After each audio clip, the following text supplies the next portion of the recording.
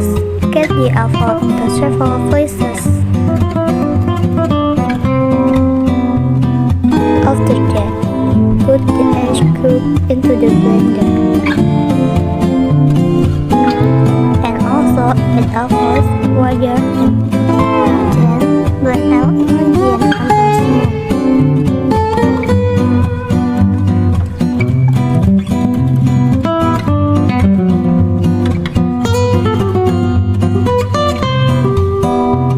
For decoration, we could make a crust.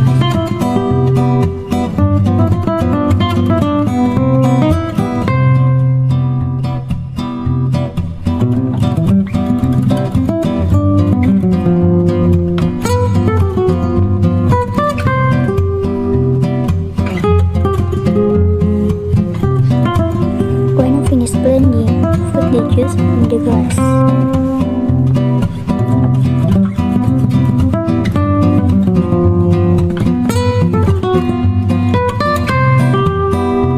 The juice is ready to drink.